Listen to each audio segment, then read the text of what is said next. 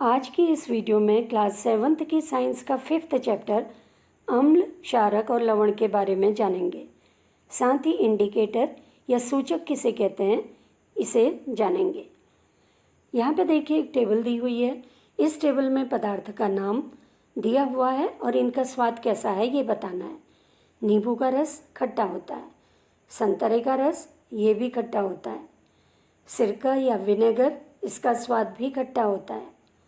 इसी तरह से दही सभी लोगों ने खाया होगा, इसका स्वाद खट्टा होता है। इमली इसका स्वाद भी खट्टा होता है। शक्कर जो सभी के घरों में इस्तेमाल होती है, इसका स्वाद मीठा होता है। नमक जो है ये नमकीन होता है स्वाद में।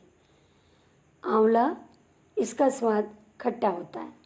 तो आपने देखा कुछ पदार्थ स्वाद में खट्टे होते हैं और कुछ पदार्थ स्वाद में मीठे और नमकीन होते हैं।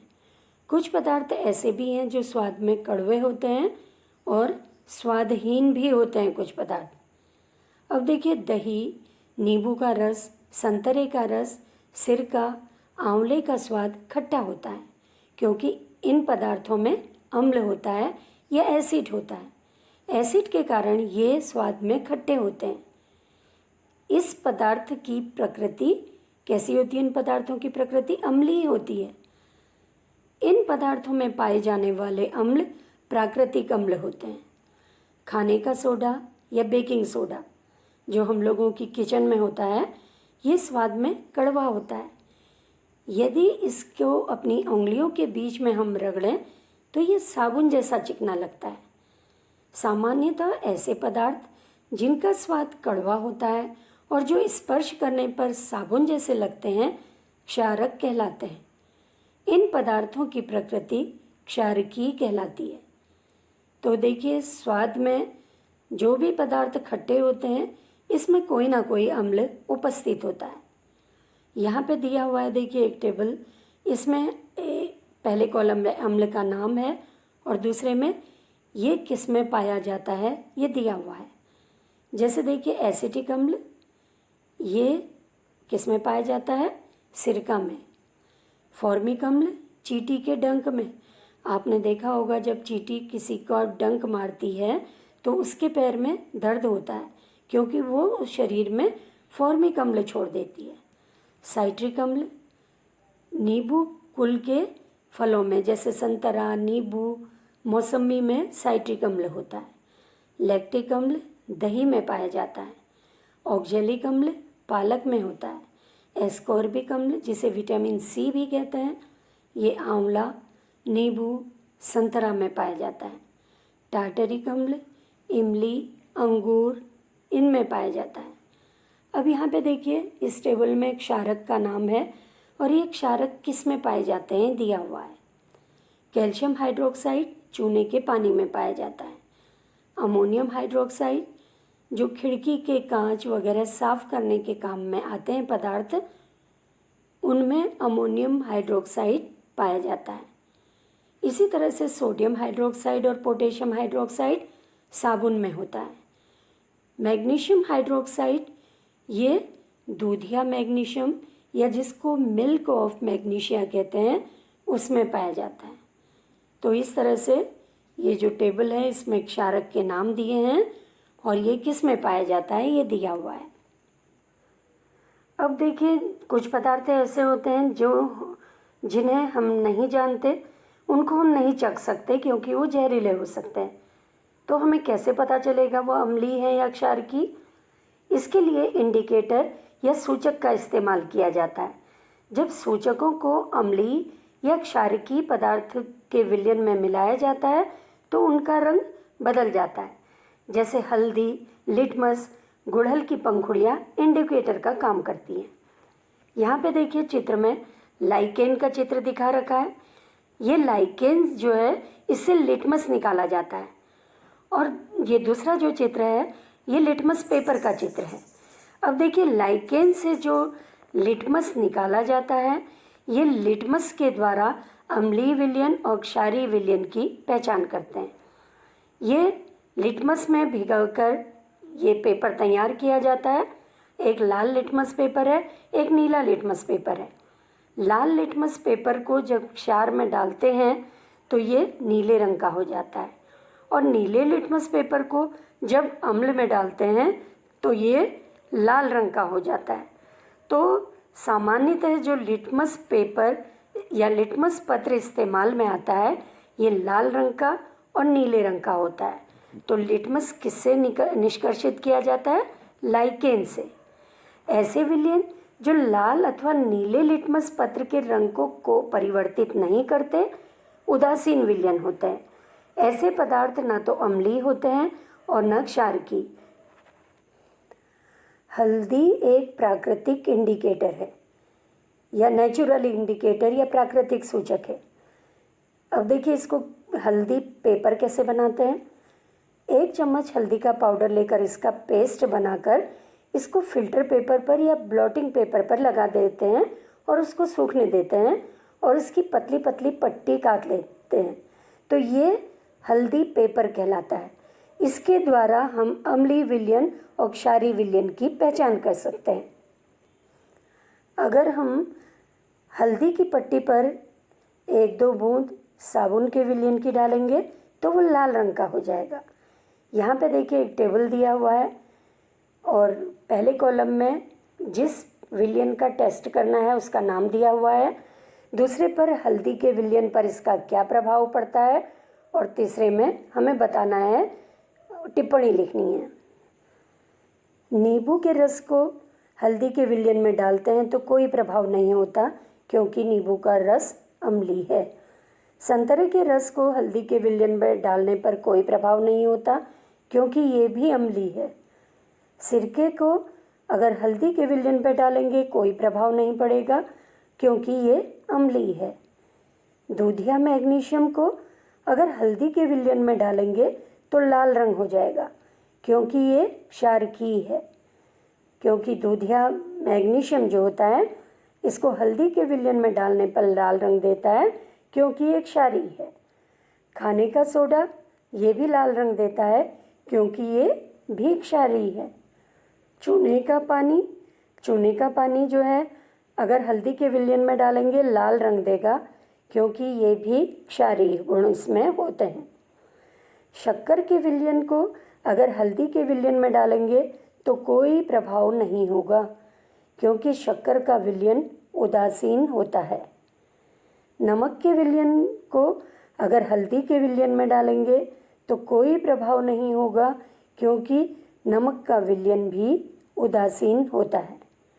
तो इस तरह से हमने देखा हल्दी के विलयन पर जो क्षारीय विलयन है वो लाल रंग कर देते हैं हल्दी के विलयन का क्योंकि वो क्षारीय गुण होता है, और अम्लीय विलयन जो हैं ये हल्दी के विलयन पर कोई प्रभाव नहीं डालते क्योंकि ये अम्लीय होते हैं। अब देखिए एक इंडिकेटर है गुड़हल के पुष्प की पंखुड़ियाँ। तो ये इंडिकेटर या सूचक कैसे बनाते हैं? कुछ पंखुड़ियाँ लेकर उसमें एक बीकर में डाल देते हैं और उसमें थोड़ा सा गर्म पानी मिला देते हैं।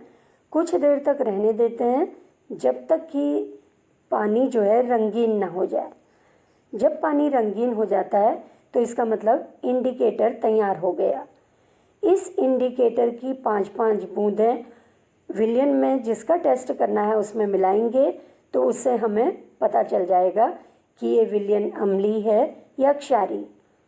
यहाँ पे दिया हुआ है देखिए टेबल, जिसका परीक्षण करना है, जिस विलयन का उनका नाम दे रखा है, इनका आरंभिक रंग कैसा है और ये गुड़हल का इंडिकेटर डालने पर कैसा रंग हो जा रहा है ये दे रखा। शैम्पू का रंग ये रंगहीन होता है शुरू में, और गुड़हल का जो रस डालते हैं पंखुड़ी का ये हरा हो जाता है।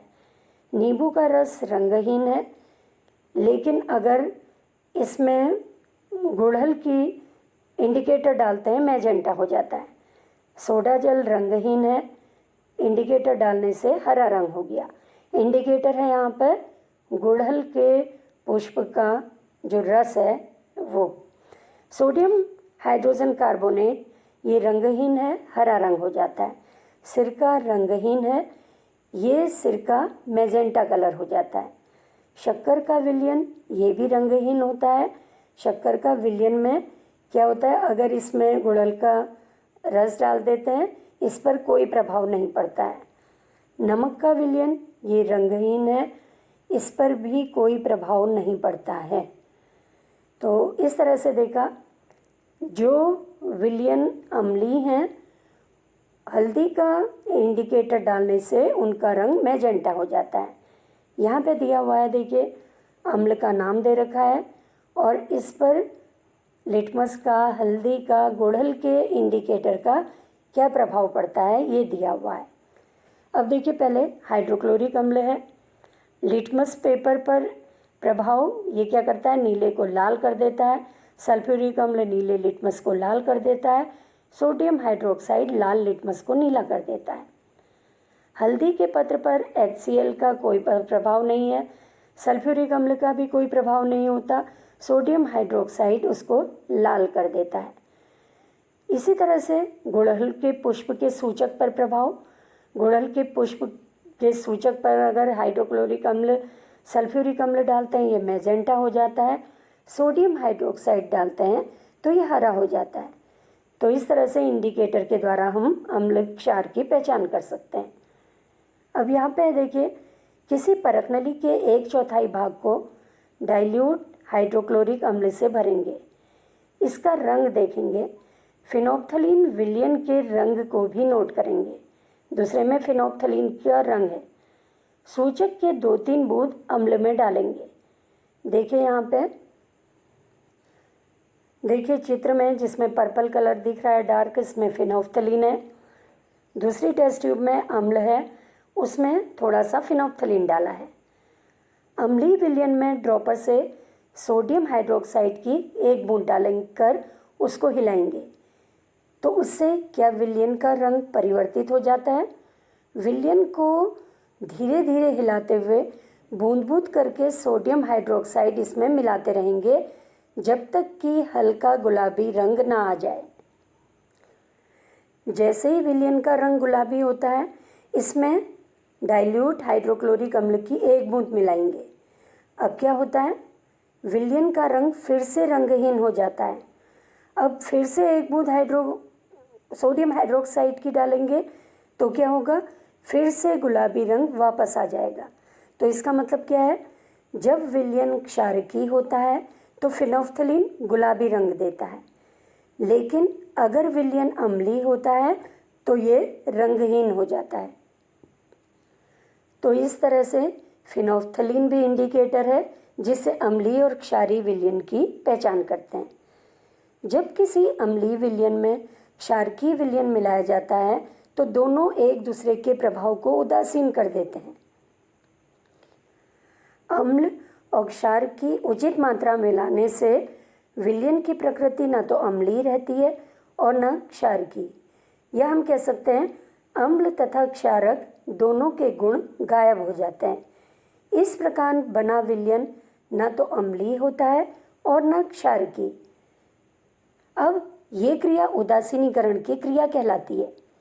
अगर हम टेस्ट ट्यूब को छुएंगे तो वो गर्म लगेगी, यानी जब उदासीनीकरण की क्रिया होती है तो उसमें ऊष्मा भी निकलती है। जब उदासीनीकरण की क्रिया होती है एक नया पदार्थ भी बनता है जो लवण कहलाता है। लवण की प्रकृति न तो अम्लीय है न क्षारकीय है, बल्कि उदासीन प्रकृति का होता है। लवण के साथ साथ जल बनता है।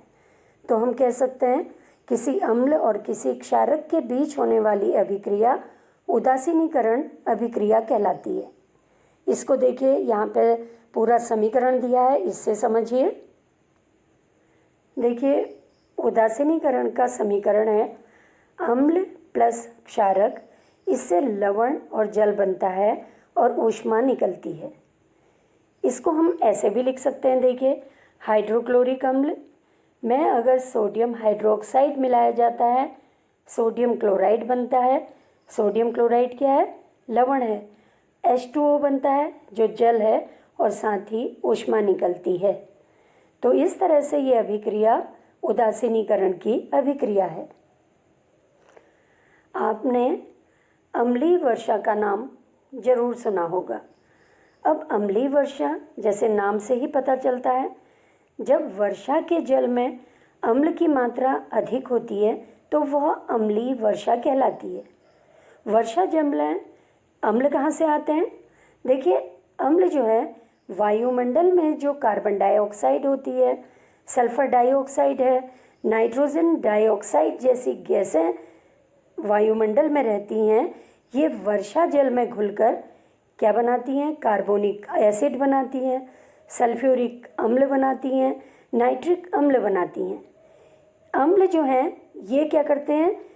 पौधों के लिए नुकसानदायक हैं, जंतुओं को नुकसान पहुंचाते हैं, साथ ही बिल्डिंग को और जो हिस्टोरिकल बिल्डिंग है, ऐतिहासिक इमारतें हैं, उनको भी नुकसान पहुंचाती हैं।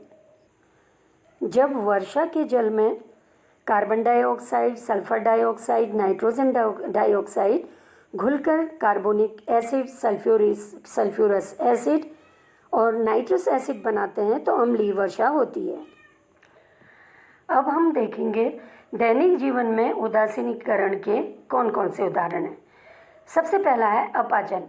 देखिए, हमारे जो पाचन तंत्र है इसमें आमाशय एक मुख्य अंग है जिसमें हाइड्रोक्लोरिक अम्ल बनता है। तो हाइड्रोक्लोरिक अम्ल जो है ये पाचन में सहायक होता है क्योंकि बहुत से एंजाइम हाइड्रोक्लोरिक अम्ल में सक्रिय हो जाते हैं।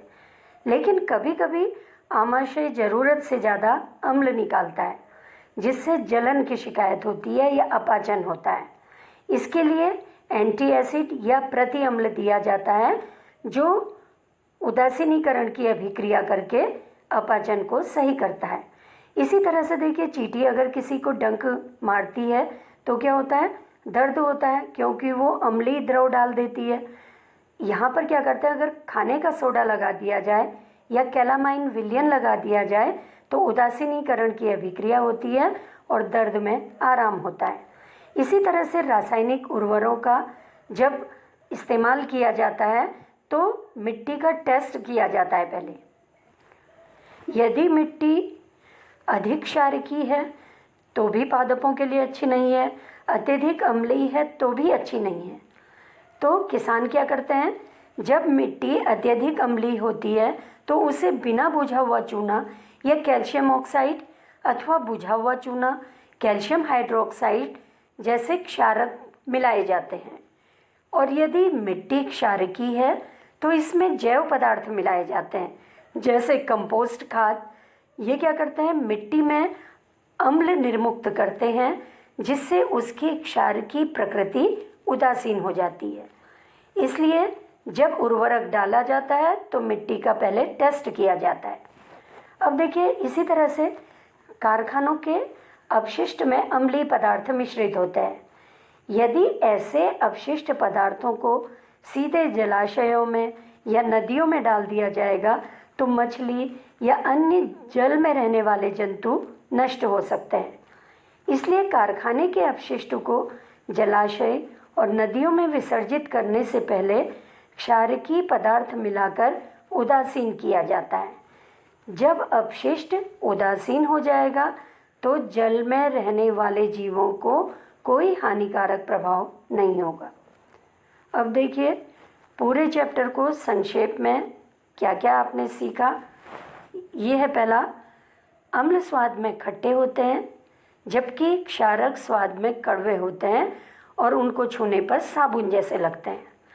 अम्ल नीले लिटमस को लाल कर देते हैं जबकि क्षारक लाल लिटमस को नीला कर देते हैं। अब ऐसे पदार्थ जो ना तो अम्लीय होते हैं और न क्षारकीय, उदासीन कहलाते हैं। अम्ल और क्षारक को मिलाने से उदासीनीकरण की अभिक्रिया होती है। अम्लीय विलयन और क्षारकीय विलयन की पहचान प्राकृतिक इंडिकेटर या प्राकृतिक सूचक के द्वारा कर सकते हैं, जैसे हल्दी के विलयन के द्वारा, लिटमस के विलयन के द्वारा। इसी तरह से गुड़हल के पुष्प के द्वारा अम्लीय क्षारीय विलयन की पहचान कर सकते हैं।